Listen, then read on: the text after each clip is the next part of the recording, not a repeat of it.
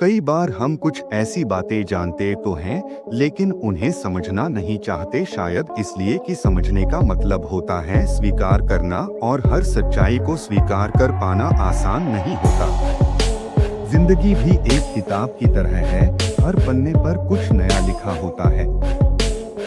कुछ पन्ने हमें पसंद आते हैं, तो कुछ को हम पलटना भी नहीं चाहते, लेकिन जो पन्ना हमें सबसे ज्यादा असहज करता है, वही अक्सर हमें सबसे गहरी सीख देने वाला होता है। अगर हम उस पन्ने को बिना पढ़े ही आगे बढ़ जाते हैं, तो हो सकता है कि जिंदगी की कोई अहम समझ हमसे छूट जाए, कोई ऐसी सीख जो हमें पहले से बेहतर बना सकती थी। इसलिए जिस चीज से हम बचना चाहते हैं, हो सकता है उसी के भीतर हमारे सवालों के जवाब छिपे हों।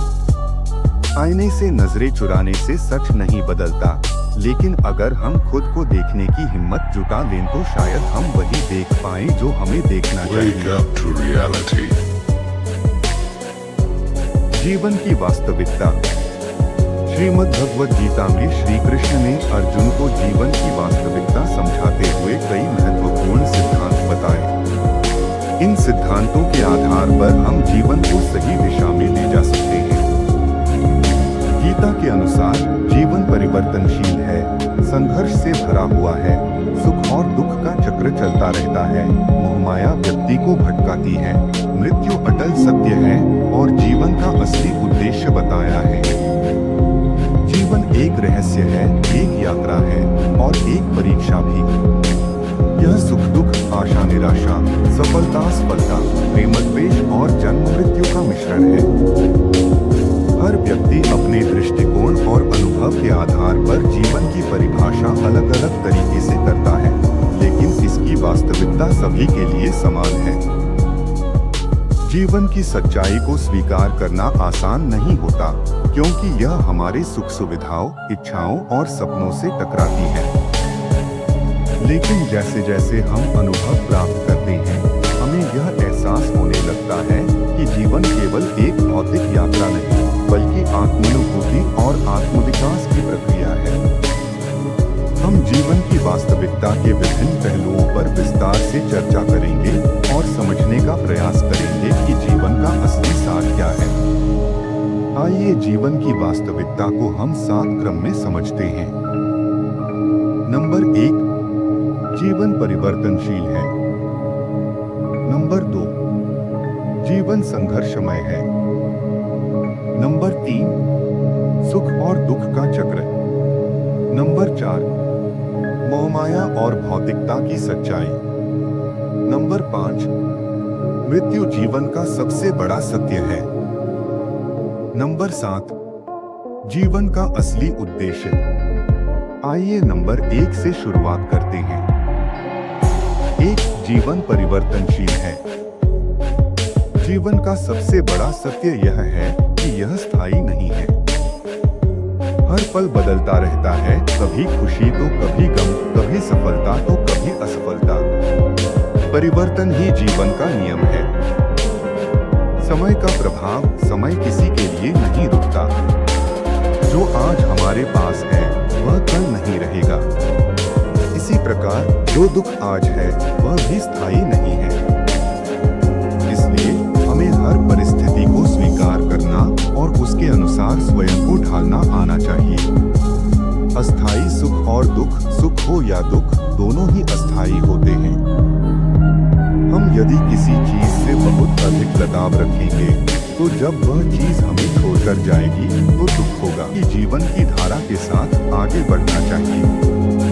जीवन में स्थिरता नहीं है, हर क्षण नया होता है और बदलाव जीवन का नियम है। श्री कृष्ण ने गीता में कहा, मात्रा स्पर्शास्तु कौन्तेय शीतोष्ण सुख दुहकता है, आगमापायनो नित्यास्तान स्थितिक्षस भारत। अर्थ, हे अर्जुन, सर्दी गर्मी सुख दुख केवल इंद्रियों के संपर्क से उत्पन्न होते हैं और यह क्षणिक होते हैं। इन्हें सहन करना सीखो। इसका अर्थ है कि जीवन में हर परिस्थिति अस्थायी होती है। न तो सुख स्थायी है, न ही दुख। इसलिए हमें हर स्थिति को सहजता से स्वीकार करना चाहिए। परिवर्तन को स्वीकार करने की सीख। जो आज हमारे पास है वह कल नहीं रहेगा। असफलता के बाद सफलता आती है और सफलता के बाद कठिनाइयाँ। हमें परिवर्तन को रोकने की कोशिश नहीं करनी चाहिए, बल्कि उसके अनुरूप स्वयं को ढालना चाहिए। नंबर 2, जीवन संघर्षमय है। संघर्ष के बिना जीवन की कल्पना करना असंभव है। हर व्यक्ति को अपने अस्तित्व को बनाए रखने के लिए किसी न किसी संघर्ष से गुजरना पड़ता है। प्राकृतिक संघर्ष, जीव जंतु भी अपने अस्तित्व की रक्षा के लिए संघर्ष करते हैं। भोजन प्राप्त करने से लेकर जीवन को सुरक्षित रखने तक हर जगह संघर्ष है। मानव जीवन का संघर्ष, लेकिन यह स्थायी आनंद नहीं देते। व्यक्ति जितना अधिक भौतिक वस्तुओं के पीछे भागता है, उतना ही अधिक अशांत रहता है। वास्तविक सुख आत्मा की शांति में है, न कि बाहरी वस्तुओं में। इसलिए हमें मोहमाया से ऊपर उठकर जीवन के वास्तविक उद्देश्य को समझना चाहिए। नंबर 5, मृत्यु जीवन का सबसे बड़ा सत्य है। मृत्यु एक ऐसा सत्य है जिससे कोई बच नहीं सकता। यह हमें यह सिखाती है कि हमें अपने समय का सदुपयोग करना चाहिए। मृत्यु से डरने की बजाय उसे स्वीकार करना चाहिए। मृत्यु को समझकर हम अपने जीवन को अधिक अर्थपूर्ण बना सकते हैं। कार्यों की अमरता, शरीर नश्वर है, लेकिन हमारे कर्म और विचार अमर हो सकते हैं। इसलिए हमें अच्छे कार्य करने चाहिए। हर क्षण को मूल्यवान समझें। जब हमें यह एहसास होता है कि मृत्यु निश्चित है, तो हम हर क्षण को महत्व देना सीखते हैं। मृत्यु एक नई शुरुआत है। यह विचार हमें बताता है कि हमें मृत्यु से डरने के बजाय अपने जीवन को सार्थक बनाना चाहिए। मृत्यु से कोई बच नहीं सकता। श्री कृष्ण ने कहा, जातस्य हि ध्रुवो मृत्युर्ध्रुवं जन्म मृतस्य च। अर्थ, जो जन्मा है उसकी मृत्यु निश्चित है, और जो मरा है उसका पुनर्जन्म भी निश्चित है। मृत्यु का वास्तविक अर्थ। मृत्यु केवल शरीर का अंत है, आत्मा नष्ट नहीं होती। मृत्यु एक नए जीवन की शुरुआत है।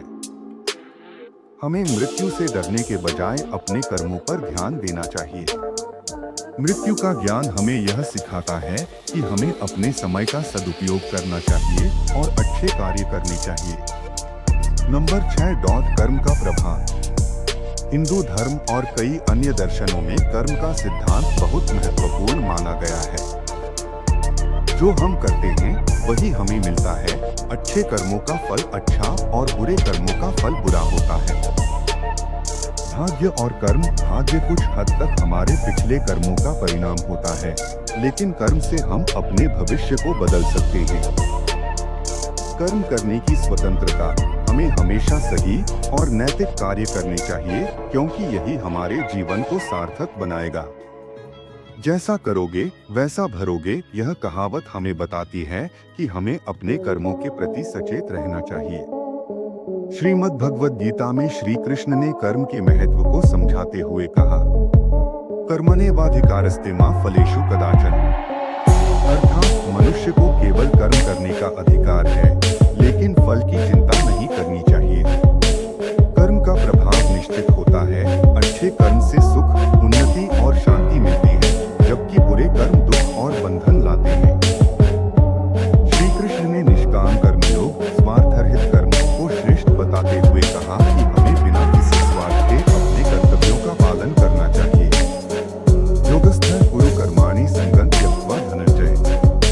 अर्थात योग में स्थित होकर कर्म करो और फल की चिंता छोड़ दो।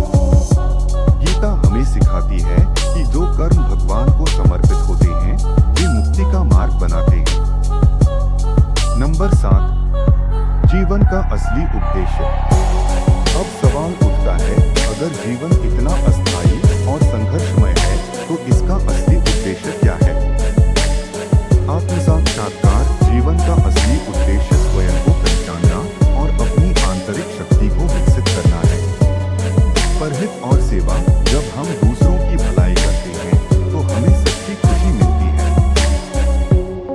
और साधना अपने विचारों को उच्च बनाना और अपने जीवन को सकारात्मक रूप से जीना ही जीवन का असली उद्देश्य है। अब सवाल उठता है, अगर जीवन इतना अस्थायी और संघर्षमय है तो इसका असली उद्देश्य क्या है? श्री कृष्ण ने कहा, मनमना भव मद्भक्तो मद्याजी मां नमस्कुरु। अर्थ, मुझ में मन लगाओ, मेरा भक्त बनो, मेरी पूजा करो और मुझे प्रणाम करो। इससे तुम मुझ में लीन हो जाओगे। जीवन के असली उद्देश्य: एक आत्म साक्षात्कार, स्वयं को पहचानना और आत्मा की शुद्धि करना। 2 कर्मयोग, अपने कर्तव्यों को बिना किसी स्वार्थ के निभाना। 3 भक्ति योग, परमात्मा से प्रेम और भक्ति करना। 4 ज्ञान योग, सत्य का ज्ञान प्राप्त करना और उसे जीवन में लागू करना। 5 परहित और सेवा, दूसरों की भलाई में सुख खोजना। निष्कर्ष: जीवन एक अनमोल उपहार है, लेकिन इसे सही ढंग से समझना और जीना आवश्यक है। यह परिवर्तनशील, संघर्षमय और अस्थायी है, लेकिन इसे संतोष, प्रेम और करुणा से जिया जाए तो यह बेहद सुंदर बन सकता है।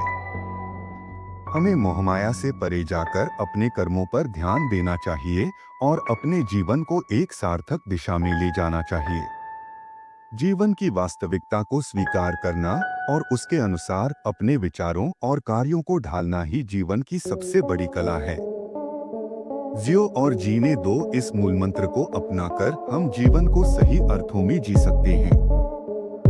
श्रीमद् भगवद गीता के अनुसार जीवन की वास्तविकता को समझने के लिए हमें इन सिद्धांतों को अपनाना चाहिए।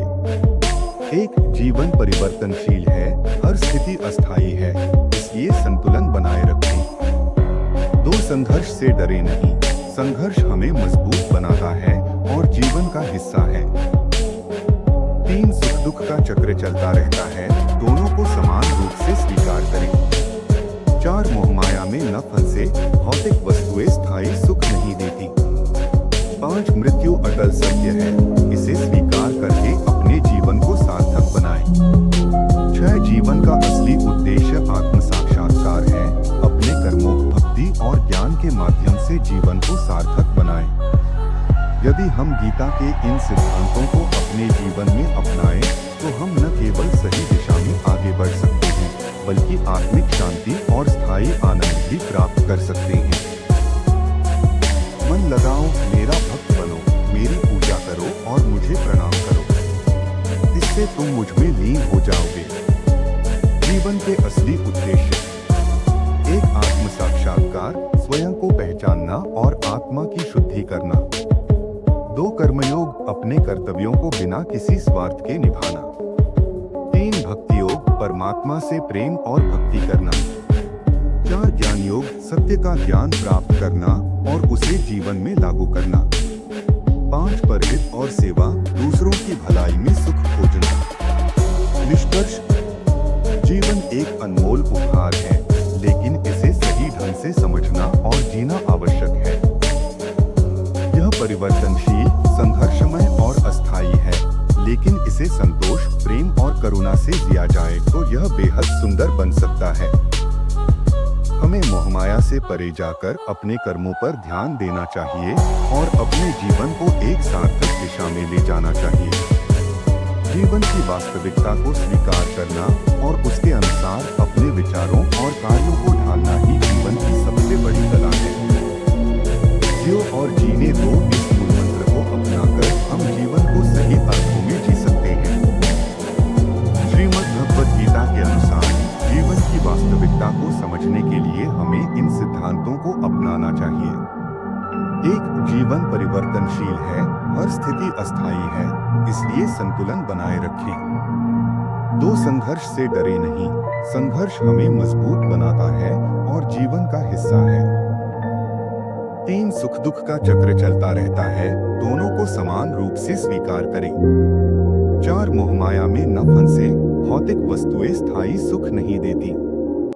5. मृत्यु अटल सत्य है, इसे स्वीकार करके अपने जीवन को सार्थक बनाएं।